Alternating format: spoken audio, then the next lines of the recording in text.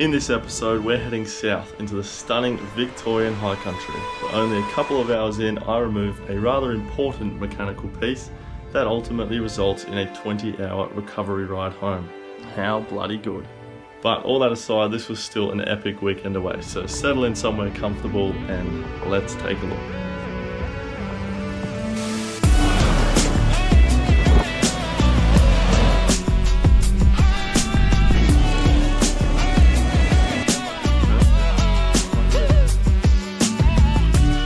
Welcome back to another video. We've just pulled up here at the groggin camp area, let the tyres down. We're about to head up the Davies plane track.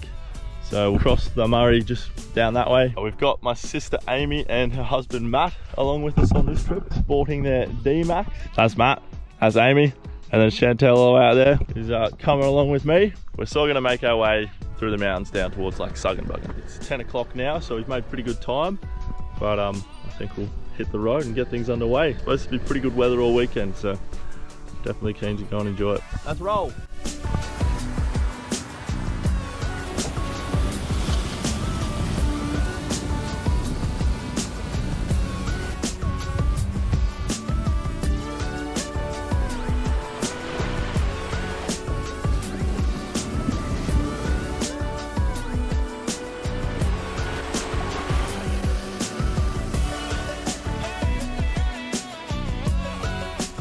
The first half of Davy's plane is relatively easy going, with the exception of a few rutted out sections. Add that to a couple of creek crossings and it's a great way to kick off the trip.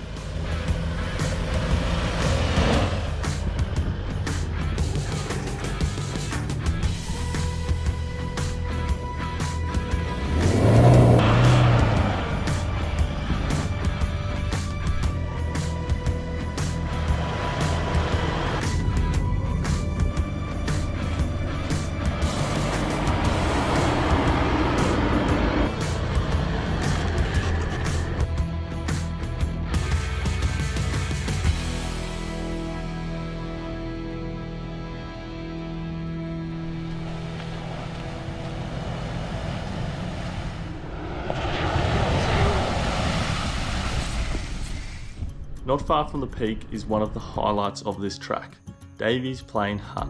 This is the hut, so there's a bit of a campground here. We'll go and have a look inside. That's really nice in there.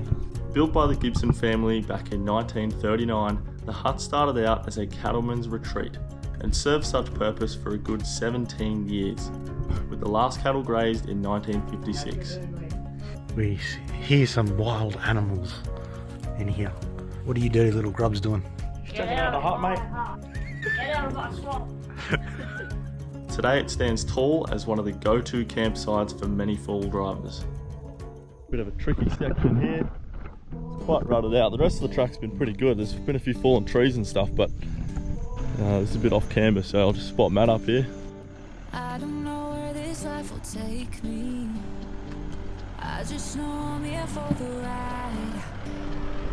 Baby, there ain't no sense in waiting.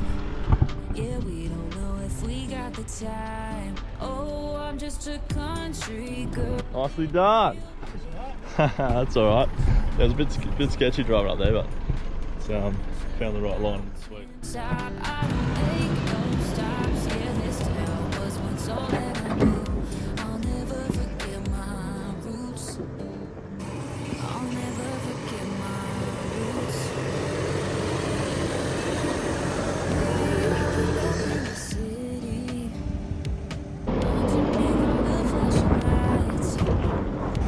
Maybe I'll be in the country,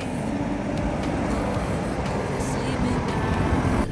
Oh, I'm just a country girl in a real big world. You can catch me on 65, driving to the mountaintop. I don't make no stops. I'll never forget my roots. We continue down the track, which brings us to Charlie's Creek for some lunch. And Matt has spotted a bit of grease under the Hilux. Unfortunately, we've just pulled up to have some lunch, and what's happened is the sway bar link has broken at some point. I didn't hear it, but then the tail of it has just sliced straight through the CV boot. It's not ideal, but could have happened in a nicer spot. This is sort of just past the peak of the track. Now at the time, I thought I've got a spare, why don't I just change it? What I've since learned is unless the CV is actually broken, do not change it. A split boot is not worth replacing the whole CV, no matter how optimistic you feel. Wait until you get home. But silly me had other ideas. So, to change your CV. And this was the first mistake. This is what we're working off. This is the spare. So, I'm kind of looking at how this goes, and that's how we figure out how it comes apart. We'll just go one step at a time, and hopefully we'll get it done before dark. I have no idea how long this takes. This is 35mm socket, by the way. I bought this specifically for doing this. There are plenty of videos on how to properly do this, so I'll leave that to the experts. But after many attempts, we could not bash the end of the CV shaft out of the diff. And having separated the rest of it, I didn't think it would go back together, so we opted to leave it out. Unknown to me, that was the second mistake, as the end we had just removed is actually what holds the entire hub assembly together.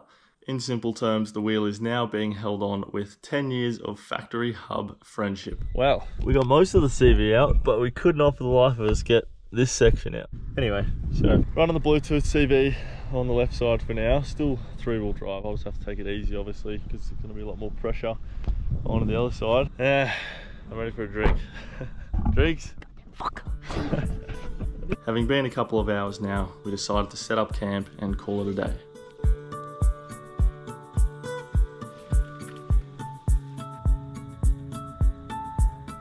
Okay. Couple saws out about. Oh, this thing's mine. This is me. Yeah, the boys. Let's say the same thickness, but with something a little bit more. It's not about the size, mate. It's how you use it. Oh, what happened there? Hey, you have half the time.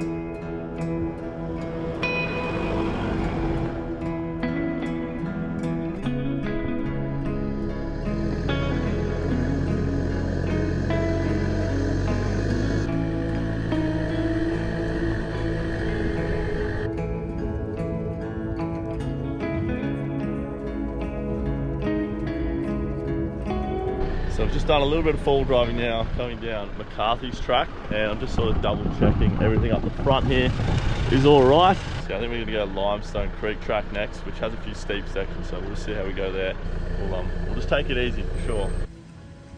I've decided to play it safe and go around some of the more technical sections this track has to offer, but Matt's D-Max is set up perfectly for this kind of stuff, and lucky for me, he's ready to put it to work.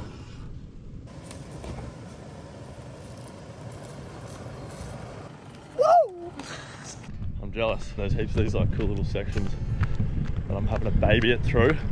But I did drop the tyre pressures down as well, just to make it a bit smoother, a bit easier. Less stress on the car.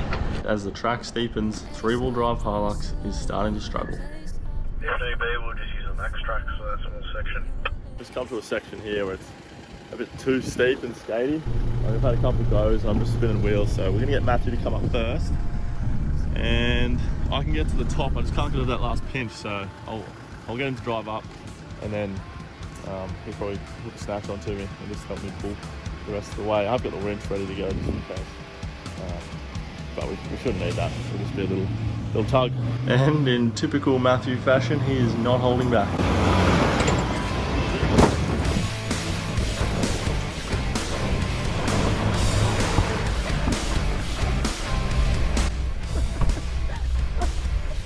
Matthew's on the recovery. He's loving this way too much.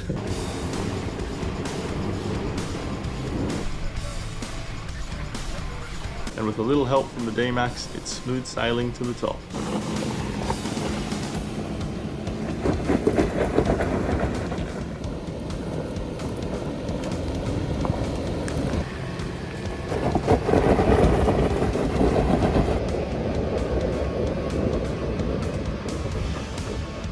Well, that worked really well. Hopefully there's not too much more of that, because Matthew's not going to shut up about it.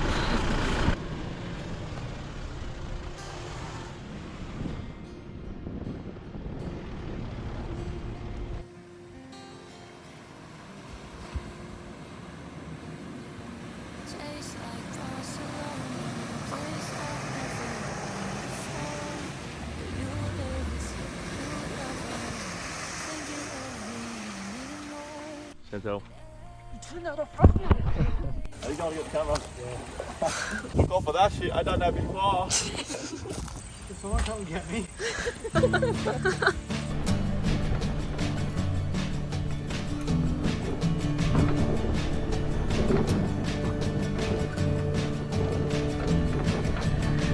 Today, break away. Forget I feel what comes after. And once again, it's out with the snatch for the last climb of the track. Let her pass me in the shadow.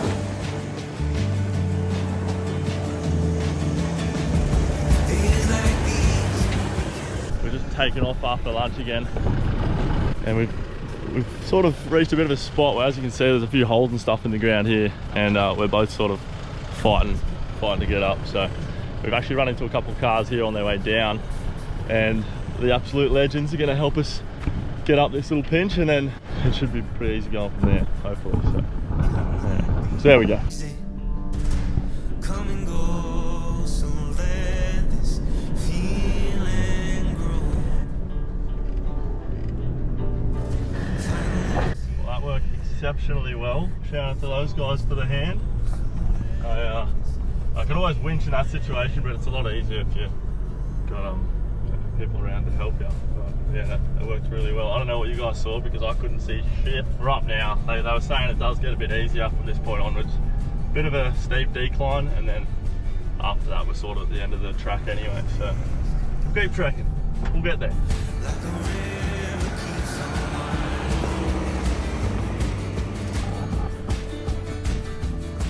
Really doesn't do it justice how steep it is. Be a lot cooler in 4-wheel drive though. God damn.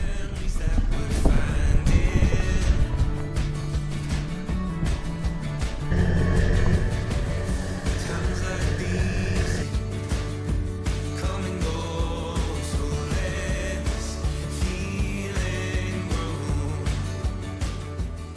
Just pulled up at Native Dog Campground. There's plenty of space here. As you can see, Chantel's setting up the tent. That's throwing wood. Amy's also setting up tent. We're hoping to do the Cobblers track and come down to the Snowy River Road near Sandy Creek there today. But yeah, if we were to try and add those tracks tomorrow, it would be a long day. And plus, I just don't know how the car will go. I sort of want to get back and get it fixed. So I think this will be us for tonight, and we'll get set up.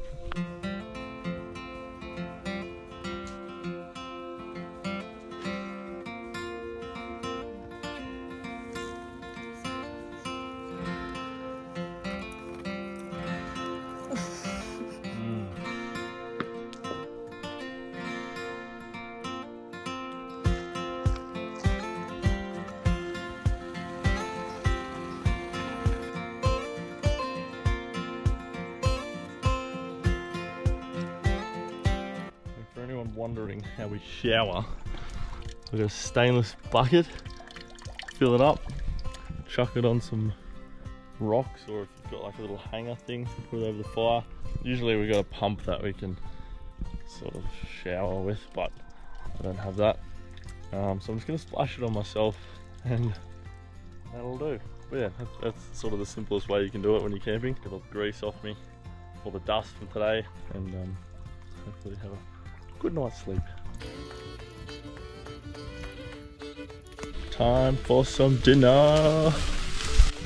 What are we cooking, Chantal? I'm just having chicken.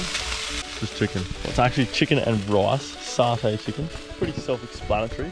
We've got a kilo of chicken, some rice, and coconut milk just makes the sauce go a bit further. And a couple of veggies to go with it. The rest of the veggies are in the fridge. We have got more. They're sort of scattered all through there at the moment because I accidentally knocked them over.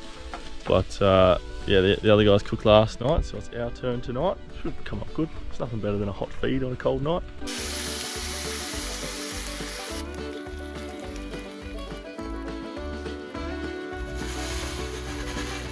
Look, you cut this. Oh my god, I'm so sick. That's massive. Focus on that bitch. I'm so sick of you. You're sleeping outside. You're sleeping in that. Look at that. Where's the other bowl of rice? Little trick I learnt back in Nam.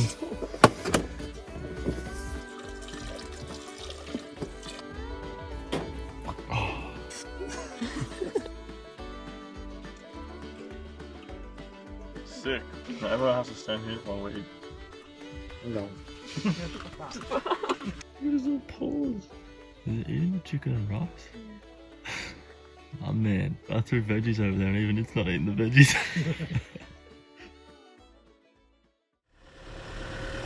We packed up camp and set our sights on an easy cruise home, but that plan was about to take a nasty turn.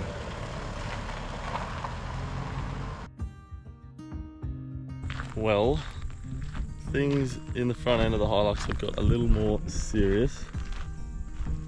It looks like the hub has actually sheared off or something. Not quite sure what's happened there. Yeah, I noticed nearly sort of straight away when we left camp that the brakes were a little bit doughy. So I pulled up, checked all the brakes and stuff, like fluid, pressed them, and I wasn't quite sure what was going on, but I could still use the brakes.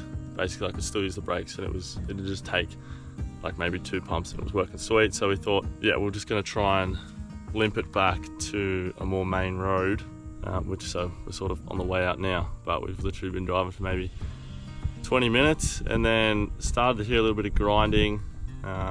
Everything else felt fine, steering felt fine, everything. And then, yeah, I was literally just in first gear cruising along, so it hasn't happened at a fast pace, but yeah, basically I've then just sort of lost steering and come into the bank here. I was probably only doing like 20 kilometers an hour. Like, I haven't even slid or anything, but yeah, not ideal. Anyway, we've had a few people stop and ask if we're alright, which has been really nice. It's great to see everyone's happy to help. But Amy and Matthew have sort of headed off to where they can get service, and they've sort of called a few people. I think we're just going to try and get a tow truck here because yeah, I've got a spare like hub assembly and CV, so I'm going to try and fix it up. Anyways, I haven't been in this situation before. It is a learning experience. I probably shouldn't have driven the tracks we did yesterday, though at the time it still felt all right. And I think the reason why the brakes have gone is just because we were using the downhill descent control thing that the Hiluxes have. So it was using the ABS and first gear and stuff to try and lower us down, which was a lot more, felt a lot safer than me just trying to ride in first, because it just wasn't pulling the car up. So yeah, that got us out of that situation. But I guess we're just lucky that it's happened now and not halfway up one of those hills, because yeah, the brakes are no good. If this had to come off then, like, it would have been a very different story. So we're all safe, it'll get sorted. It's just gonna cost a bit probably and take a bit of time, but these things happen, I guess. After sizing up the job, we got the tools out and thankfully had some help. What do we got? Yeah, looks like the bearing's separated. It's coming out the hub. Alright, easy. Pads are bugging. Yeah, the pads are good. Axles come straight out of it, so. Cable ties, handy. But yeah, you'll need a new rotor probably eventually. Yeah, I'm gonna redo the brakes. And just like that, the hub was replaced. I think we're gonna be good to go. So, massive thank you to Mark and Adam, of course. They yeah, we would not be in this position without them, so thank you guys. But so what had happened was the hub assembly had actually split. We did get some videos of what it looks like, but it had stopped just here, just before the wheel actually came off. And yeah, with their help, well, they did most of it actually. So. CV's still out, but with the hub now all good, obviously it's pretty easy tracks out of here, so yeah, we should be right to drive home. And for anyone wondering, we had a tow truck, it was going to be coming, it was going to take a couple hours to get here, and it was going to cost about 1,800 bucks. So yeah, very, very lucky that these guys showed up and were able to help us out, so yeah. Couldn't be happier at the moment. Anyway, we've got to get home now. A few moments later. Wow, we are back here again. So, same thing has happened. The new hub has separated, and we're thinking that it's because the CV, you know, wasn't there, bolted in, locked in there to help hold it in place, because it's sort of got no support. That's sort of what the other guys were saying as well. Yeah, so the plan is we're going to get the old CV, hammer it back into the housing, and we'll tighten up the bolt, and that should be enough to hold it in place. And then we've got a car trailer that's coming. That's a few hours away, but should give us plenty of time to make sure this is ready to go. Yeah, it's going to be a late night, unfortunately, but we should get home safe and sound if all goes to plan. At least we have a pretty view. Yeah, at least we've got a nice view. Like, look at that. It's just, we're going to appreciate the little things here. When it came to repairing the hub the first time, we ummed and ahed over whether we needed the end of the CV back in, but because we'd just driven a full day on hard tracks and it held together, we kind of reassured ourselves that it would be fine for the drive home. I've actually been able to get onto Mark, who helped us before. I let him know, and straight away he's called me, and he's been talking me through. So is our my stepbrother's Mrs. Grace. She's a mechanic as well. They've both been very helpful in talking us through this process. But we've managed to get the old CV back in. We're going to put the brakes on now, and then yeah, we're going to tighten this up, and that should hold it in to be able to get the wheel on and drive up onto the trailer, which is a couple hours away still, but if this works, then that'll be really good. So pump the brakes again.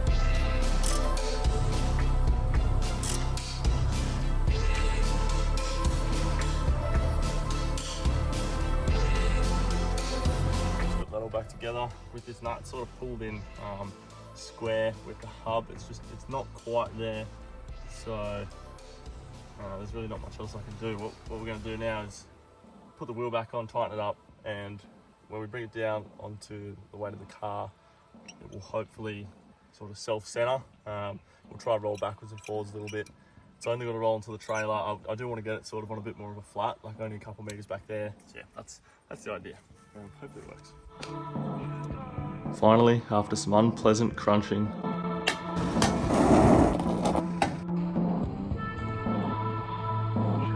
day turned to night, and the Hilux was ready for one last drive.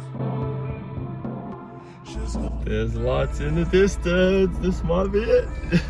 Yes!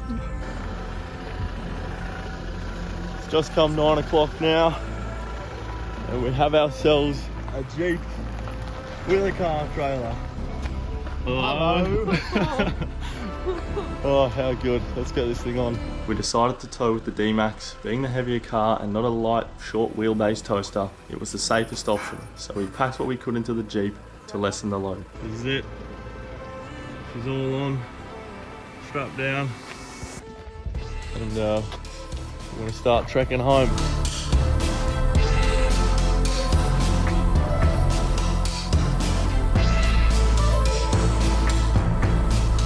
It is 4 o'clock in the morning. We're all having dinner. The Hilux has made it. We're just at Coomber at the moment. We're about to siphon some fuel out of it so we can keep the D-Max going, because he's nearly out of fuel and everywhere's closed. But home stretch, we're nearly there. So unfortunately, there's like a anti-siphon device inside of the filler for the fuel. So we're using the hand primer and a bit of hose just to pump the fuel in manually, and then we'll get this Jerry filled up, top of his car, and then keep going. How good.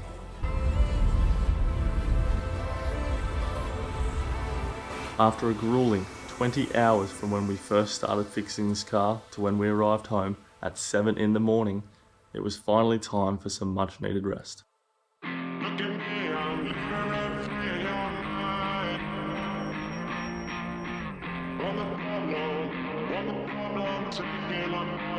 Until later that arvo, when we got it unloaded and the repairs began. Alrighty guys, so it's been a couple of days. I've managed to get all the parts that I needed, and I've just finished putting it all in. So I got new ABS line, which is what that one there is, because that obviously melted and broke apart. Replaced the sway bar links on both sides, new cotter pins all around because they got in and out a few times. Then I've done a new hub assembly. It's actually kind of locked in there now. New rotors, new pads, and I'm gonna need a new caliper as well. I don't know if you can see under there, but it kind of got shaved away in that whole process. So the pads are still sitting in there alright, but probably don't want to leave it for too long. So I'll order that tonight anyways, and I'll get them in as soon as possible. Yeah, oh, and a new CV. Obviously, finally got the old CV shaft out, which was an absolute pain. We ended up using a big pinch bar and a hammer and stuff, and eventually got it out. But before I wrap it up, I just want to say a massive thank you to everyone who helped. You all know who you are. Yeah, bloody unreal effort from everyone. So thanks again for watching, guys, and there'll be more coming soon.